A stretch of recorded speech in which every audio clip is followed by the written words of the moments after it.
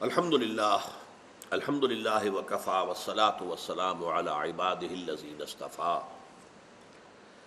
اما بعد فقد قال اللہ تبارک وتعالی کما ورد فی سورۃ الجمعہ اعوذ باللہ من الشیطان الرجیم بسم اللہ الرحمن الرحیم یسبح للہ ما فی السماوات وما فی الارض الملک القدوس العزیز الحکیم هو الذی بعث فی الامیین رسولا منہم یتلو علیہم آیاتہ ویزکیہم ویعلمہم الکتاب والحکمہ وإن كانوا من قبل لفی ضلال مبین صدق اللہ العظیم۔ سورہ جمعہ کی پہلی آیت پر ہماری گفتگو مکمل ہو چکی ہے۔ دوسری آیت ہے جو اس سورہ مبارکہ کا عمود ہے، مرکزی مضمون ہے، اور جیسا کہ میں عرض کر چکا ہوں یہ جوڑا بنتا ہے سورہ صف کا۔ اس کی مرکزی آیت یا عمود هو الذی ارسل رسولہ بالہدی ودین الحق لیظہرہ علی الدین کلہ، اور وہ میں نے آپ کو نوٹ کرایا تھا سورہ صف کے درس میں، یہ الفاظ حضور کے لیے قرآن میں 3 مرتبہ ہے۔ اس سے ان الفاظ کی اہمیت پر دلالت ہوتی ہے کہ واقعتاً الفاظ بہت اہم ہیں، ایک ایک لفظ پر ڈیرا لگا کر اچھی طرح اس پر غور و فکر کرنا چاہیے۔ وہ جو غالب کہتا ہے کہ گنجینہ معنی کا طلسم اس کو سمجھیو، جو لفظ کے غالب میرے اشعار میں آوے۔ میرے شعر میں کوئی لفظ یوں ہی نہیں آ جاتا، جو لفظ آتا ہے وہ معانی کا ایک خزانہ ہوتا ہے، لہذا غور کیا کرو اچھی طرح۔ تو خیر یہ تعلی ہے غالب کے لیے، تو ایک غرور میں ایک بات کہہ دی ہے، لیکن یہ کہ حالانکہ اس کے ہاں اشعار بھرتی کے بھی ہے، ظاہر بات ہے، لیکن قرآن مجید کے لیے 100% ہے کہ الفاظ، اور اگر ایک ہی لفظ لوٹ لوٹ کر آ رہا ہو، تکرار کے ساتھ آ رہا ہو، بار بار آ رہا ہو، تو در حقیقت وہ اس لفظ کی اہمیت پر دلالت ہے۔ یہ نہیں ہے، 2 چیزیں نوٹ کر لیجئے، عربی زبان کی ووکیبلری محدود نہیں ہے، بہت وسیع دامن ہے، اور اللہ تعالیٰ کا علم عربی زبان کا وہ محدود نہیں ہے۔ اور یہ بھی تیسری بات نوٹ کیجئے کہ وہی الفاظ بار بار لانا عام طور پر یہ انشاء کا نقص تصور ہوتا ہے۔ انشاء پردازی ایک فن ہے، رائٹنگ، ایسے رائٹنگ۔ آپ اگر کوئی لکھ رہے ہیں تو ہر لکھنے والا کوشش کرتا ہے کہ یہ لفظ میں پہلے استعمال کر چکا ہوں، اب ذرا اس کا کوئی مترادف لاؤ۔ اسی لفظ کی تکرار ہوگی تو یہ در حقیقت میری تحریر کا عیب شمار ہوگا۔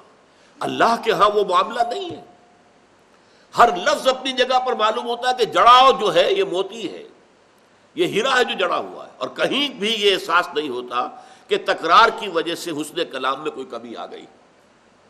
اب اگر اس کے باوجود تکرار ہے تو کیوں ہے؟ وہ اس لیے ہے کہ ان الفاظ کے اوپر ڈیرا لگانا ضروری ہے۔ اب نوٹ کیجئے جو مرکزی مضمون اس آیت کا ہے یہ بھی قرآن میں 4 مرتبہ آیا، یہ اہمیت پر دلالت کرنے والی شے، اس لیے کہ مقصد اپنی جگہ پر بہت اہم ہے، مقصد کے حصول کا طریقہ کار اس سے بھی زیادہ اہم ہے۔ مقصد آپ کا صحیح ہے، طریقہ کار صحیح نہیں ہے تو کبھی نہیں پہنچ سکیں گے۔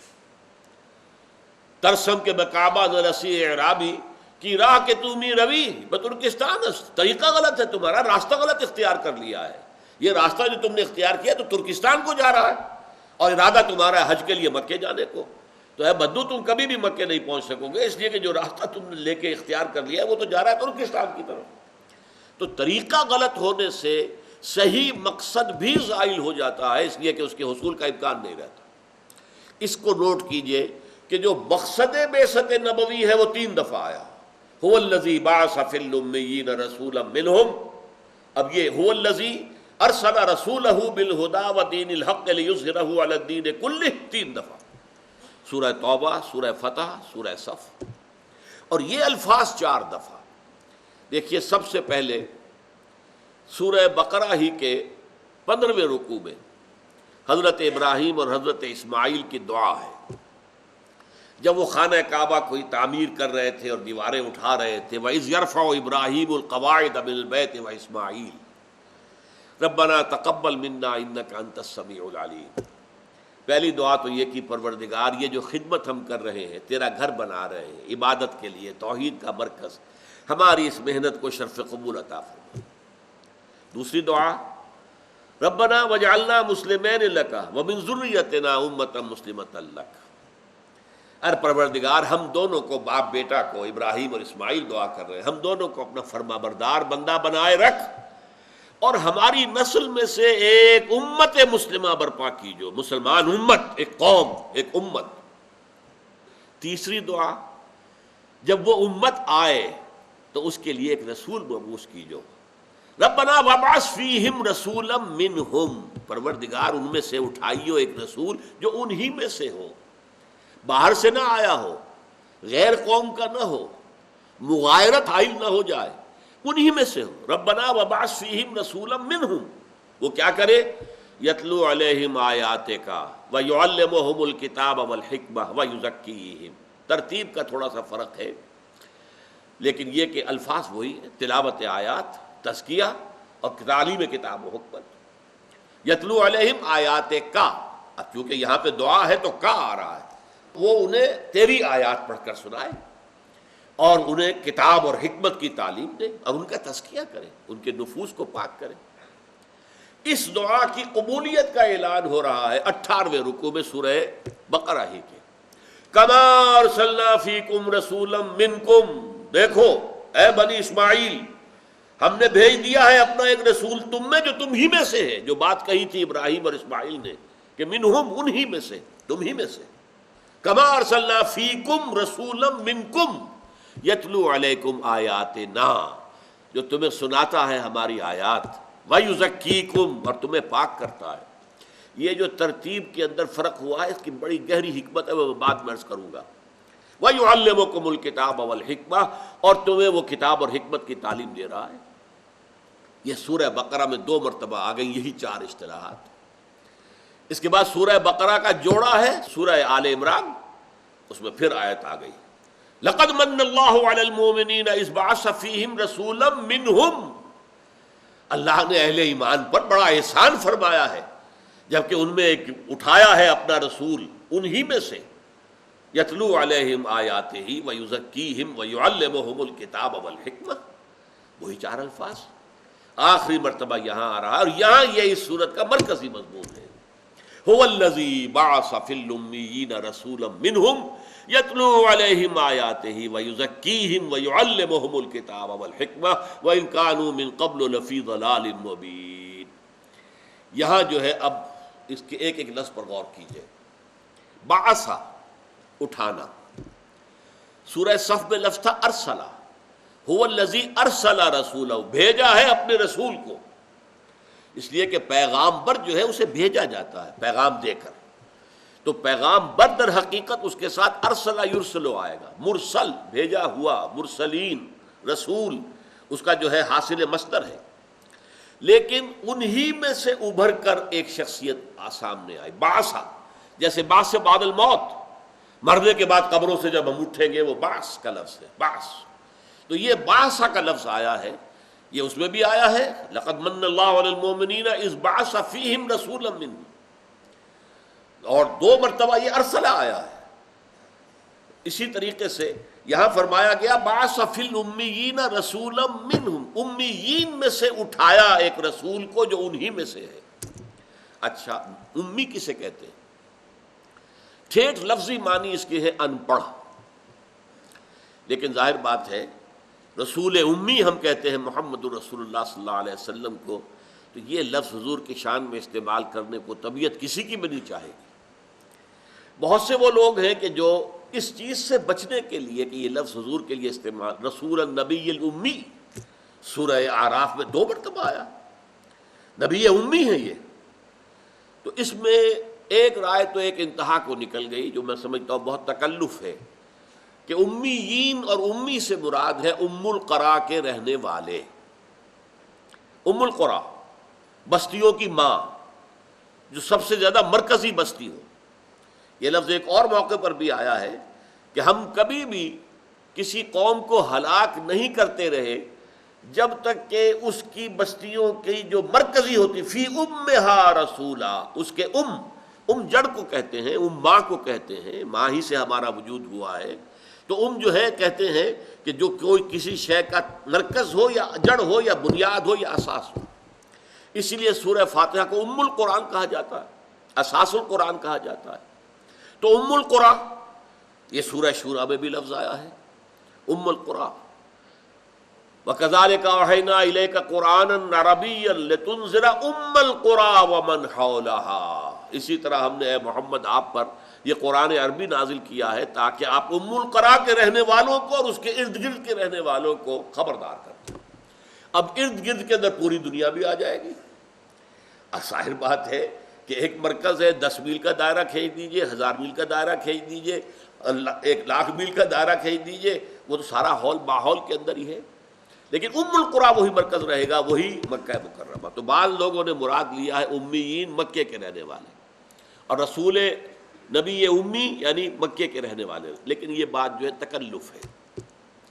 ہم صرف یہ کرتے ہیں کہ ہم ان پڑھ کا لفظ استعمال نہیں کرتے۔ ہم حضور کے لیے کہتے ہیں کہ حضور نے دنیاوی اعتبار سے لکھنا پڑھنا نہیں سیکھا، حضور کو اللہ نے جو علم دیا، علم لدنی دیا، علم غیب دیا، جتنا علم دیا اس کا ہم کو اندازہ ہی نہیں کر سکتے، لیکن دنیاوی اعتبار سے کسی کے سامنے زانو تلمس طے کیا ہو، کسی سے الف باتا سیکھی ہو، کسی سے پھر کچھ اور پڑھنا لکھنا سیکھا، نہیں، آپ اس اعتبار سے امی ہیں۔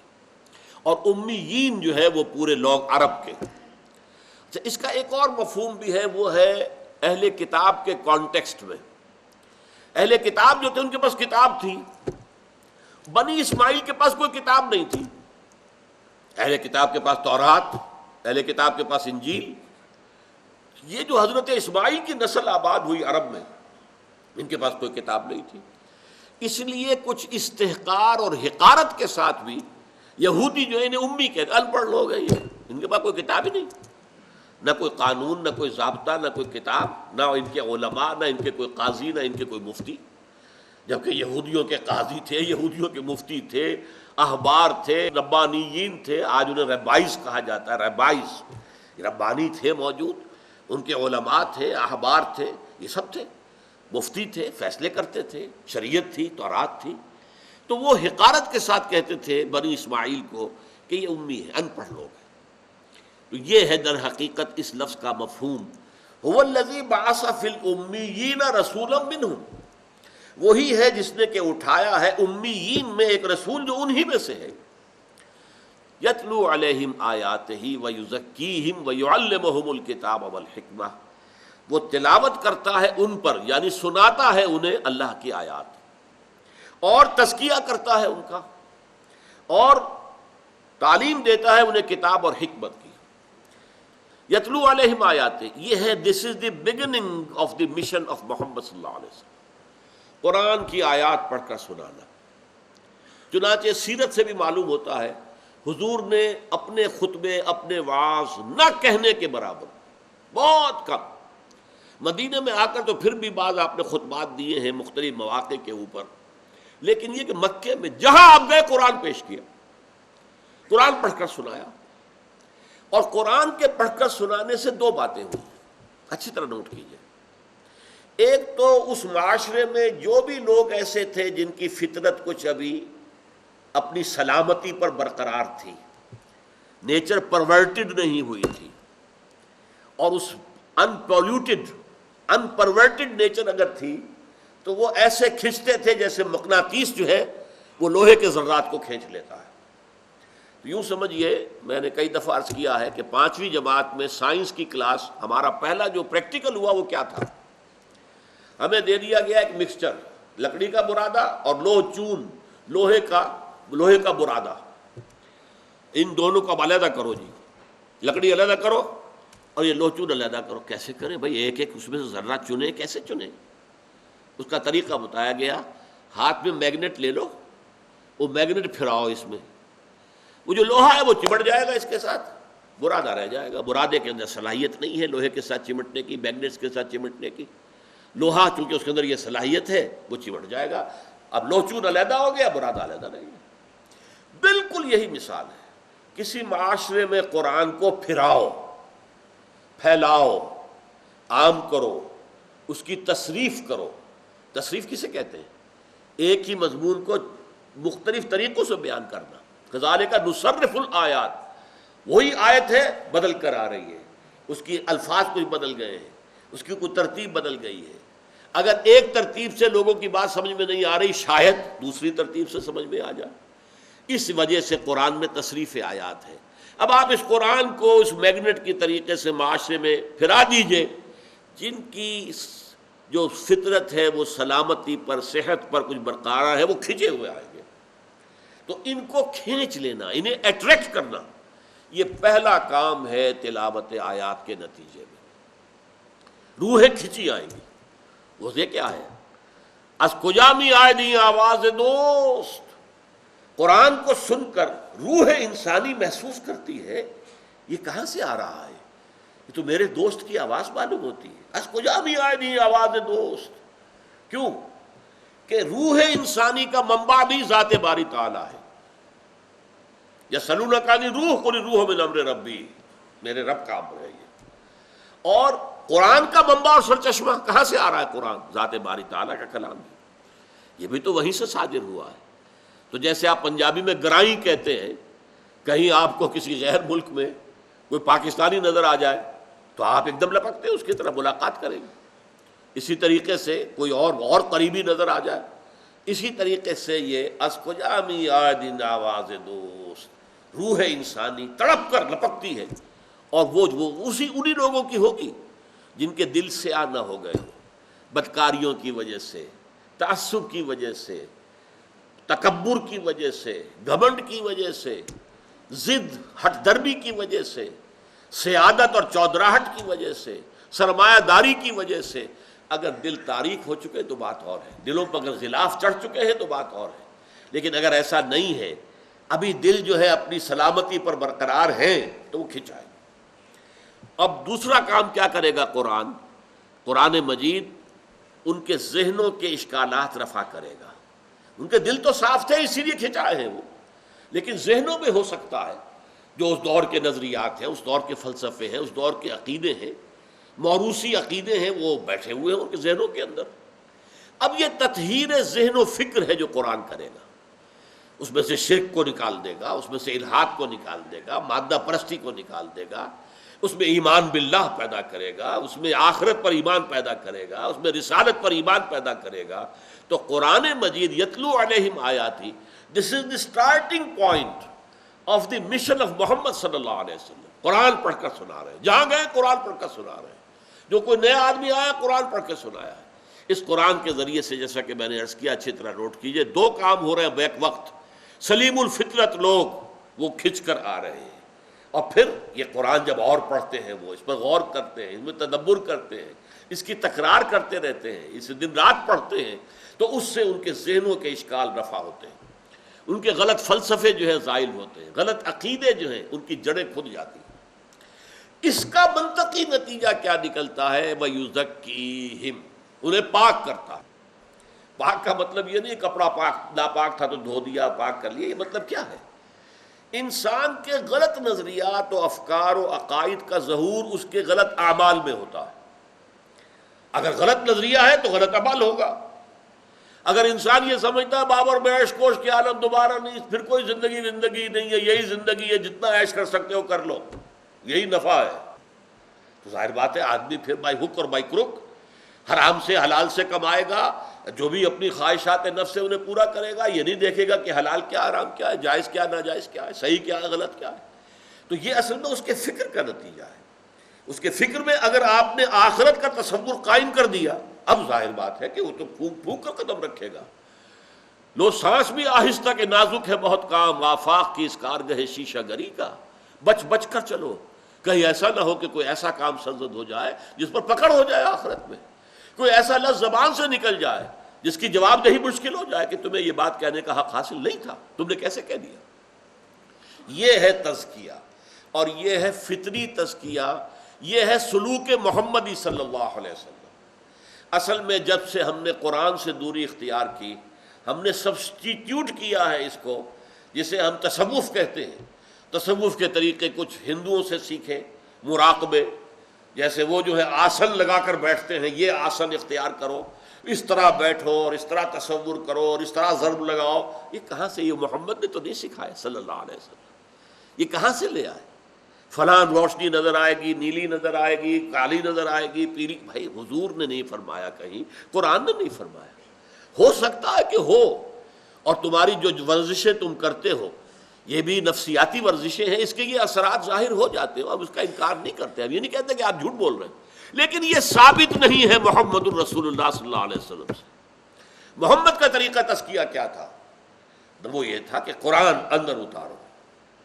یا ایھا المزمل قم، اے نبی، اے مزمل، اے کمبل اوڑھ کر لیٹنے والے، قم اللیل الا قلیلا نصفہ او انقص منہ قلیلا او زد علیہ ورتل القرآن ترتیلا. اور بعد میں کہا گیا، ہمیں معلوم ہے کہ آپ بھی کھڑے رہتے ہیں 2/3 رات، اور آپ کے ساتھی بھی. وطائفۃ من الذین معک، یہ کیا کرتے تھے؟ قرآن کو اپنے اندر اتارو تو یہ پت جھڑ کے پتوں کی طریقے سے یہ سارے کے ساری برائیاں جھڑ جائیں گی. اس لیے کہ تمام برے اعمال کا جو مرکز ہے وہ برا تصور ہے، غلط تصور ہے. کوئی غلط میٹا فزکس بیٹھا ہوا ہے دماغ کے اندر، کوئی غلط نظریہ ہے، کوئی میٹیریلزم ہے، کوئی امپیریسزم ہے، کوئی لاجیکل پازیٹیوزم ہے، کوئی چیزیں ہیں جو یہاں بیٹھی ہوئی ہیں، کوئی ڈاروینزم ہے جس نے تمہیں حیوان بنا دیا ہے، تم صرف ایک ترقی یافتہ حیوان بن کر رہ گئے ہو. کوئی نہ کوئی مارکسزم تمہارے دماغ میں بیٹھا ہوا ہے جس نے تمہیں صرف پیٹ کا غلام بنا دیا ہے. یہ چیزیں تمہارے ذہن سے نکلیں گی، اور اس کی جگہ ایمان باللہ، ایمان بالآخرہ، ایمان بالوحی، ایمان بالرسالت، ایمان بالکتب، ایمان بالانبیاء، ایمان بالرسل، یہ اگر قائم ہوں گے تو پھر خود بخود جیسے درخت سی جڑ سے اگر غذا نہیں پتوں تک پہنچ رہی تو پتے جھڑ جائیں گے. جھڑ جانا، مر جانا ہے. اسی طرح ہمارے اس جسم کے درخت کے اندر جو آلائشیں لگی ہوئی ہیں، جو غلط عادات ہیں، غلط اعمال ہیں، غلط دلچسپیاں ہیں، یہ ساری چیزیں جو ہے خود بخود رفع ہو جائیں گی جب دل کے اندر ایمان آ گیا اور دماغ میں انسان کے لیے صحیح فکر، صحیح نظریہ اور صحیح اس کے خیالات کے لیے بنیادیں قائم ہو گئی. یہ تزکیہ ہے. اچھا، جب تزکیہ ہو گیا، اب اس کے بعد گویا کہ زمین تیار ہوئی. وَيُعَلِّمُهُمُ الْكِتَابَ. اصل میں دیکھیے یہ ایک ہی لفظ قرآن کے لیے مختلف الفاظ آ رہے ہیں. آیات مراد ہے قرآن، یتلو علیہم آیاتہ، قرآن. یزکیہم، قرآن مجید کی اخلاقی تعلیمات، یہ نہ کرو، یہ کرو، یہ اخلاقی تعلیمات، یہ محاسن اخلاق ہیں، یہ چیزیں سیئات ہیں انسان کی زندگی کی. اور نمبر 3، اب احکام آتے ہیں. نماز پڑھو 5 وقت، اور اللہ ہمت دے تو مزید نفل نمازیں پڑھو، تہجد پڑھو، اشراق پڑھو، چاشت پڑھو، اوابین کے نوافل ادا کرو، لیکن 5 نمازیں تو لازم ہیں، اور وہ بر وقت اور جماعت کے ساتھ مردوں کے لیے لازم ہے. روزے رکھو رمضان کے. یہ شراب حرام ہے، ہاں اس میں کچھ فوائد بھی ہیں. ابھی اخبار میں آیا ہے کہ شراب میں کوئی جز ایسا ہے جو ہارٹ اٹیک کو روکتا ہے. ٹھیک ہے، میں نے کہا کہ یہ تو قرآن مجید کی تصدیق ہی ہو رہی ہے نا. قرآن مجید نے کہا فیہما اسم کبیر ومنافع للناس. شراب میں اور جوئے میں کچھ لوگوں کے لیے فائدے بھی ہیں، لیکن اس میں کبیر ہے، بہت بڑا گناہ ہے. اسمہما اکبر من نفعہما، ان کا جو گناہ کا پہلو ہے وہ ان کے نفع کے پہلو سے بہت بڑا ہے، لہذا چھوڑ دو. انسان یہی کرتا ہے نا، ہمیشہ جو ہے جج کرتا ہے کسی چیز کے اندر خیر کتنا ہے، شر کتنا ہے. شر زیادہ ہے چھوڑ دو، دفع کر دو. خیر زیادہ ہے لے لو، اختیار کر لو. تو اس اعتبار سے یہ ہے احکام. کتاب کا لفظ قرآن میں آتا ہے احکام کے لیے. کتب علیکم الصیام کما کتب علی الذین من قبلکم، فرض کر دیا گیا تم پر روزہ رکھنا. اور اسی طریقے سے ان الصلاۃ کانت علی المؤمنین کتابا موقوتا، نماز جو ہے وہ تو اہل ایمان پر فرض کر دی گئی ہے، کتاباً لازم کر دینا. اصل میں کسی شے کو لکھ دینا جو ہے گویا کہ اسے پکا کر دینا ہے، پتھر پر لکیر ہو گئی. آپ نے زبانی ایک بات کہی اور آپ نے کہا نہیں بھائی لکھ دو اس کو، لکھ دے، گویا کہ یہ بات اب پختہ ہو گئی، اب ادھر سے ادھر ہونے کا سوال نہیں. لہذا جو حکم قرآن میں مجید میں آئے ہیں شرعی، وہ لفظ کتاب کے ساتھ آئے. کتب علیکم اذا حضر احدکم الموت ان ترک خیرا الوصیۃ للوالدین والاقربین. تم میں سے اگر کوئی مالدار ہے، اس کی موت کا وقت آ گیا ہے، تو اس پر لازم کیا گیا ہے کہ وہ وصیت کرے. یہ شروع میں حکم تھا، بعد میں ختم ہو گیا. جب وراثت کے احکام آ گئے، والدہ کا حق معین، والد کا حق معین، بیٹے کا حق معین، بیٹی کا حق معین، اس کے بعد یہ بیوی کا حق، شوہر کا حق معین ہو گئے، تو پھر یہ جو آیت ہے منسوخ ہے کہ لازم نہیں ہے۔ البتہ حضور نے اسے برقرار رکھا ہے کہ 1/3 اپنی وراثت کی حد تک تم وصیت کر سکتے ہو، لیکن وصیت وارث کے لیے نہیں ہوگی۔ جس کا حق اللہ نے معین کر دیا اس کے لیے مزید نہیں دے سکتے تم۔ غیر وارث ہے، اس کو دو، دوستوں کو دینا ہو، کسی دین کے کام کے لیے دینا ہو، کسی ادارے کو دینا ہو، دے سکتے ہو، لیکن 1/3 کی حد تک۔ 2/3 لازماً جو ہے وہ اس قانون وراثت کے تحت تقسیم ہوگا۔ اس اعتبار سے جہاں بھی کتبہ کا لفظ آیا ہے، کتب علیکم القتال وہو کرہ لکم، اب تم پر جنگ فرض کر دی گئی ہے اور تم اسے بھاری سمجھ رہے ہو، یہ جو کتبہ، تو کتاب سے مراد ہے احکام شریعت، the do's and don'ts of the sharia, یہ کرو یہ نہ کرو۔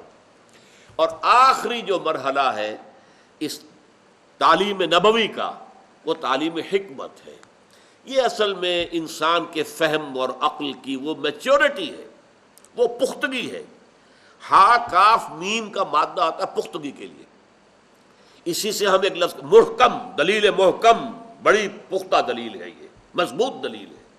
ملک مستحکم ہو گیا، یعنی اب استحکام ہے، یہ اپنے اوپر کوئی حملہ ہو تو اسے برداشت کر سکتا ہے، کوئی انٹرنل سیبوٹاج ہو تو اس کا مقابلہ کر سکتا ہے۔ مستحکم، حاکم کہ جو مسلط ہے اور حکم دے سکتا ہے۔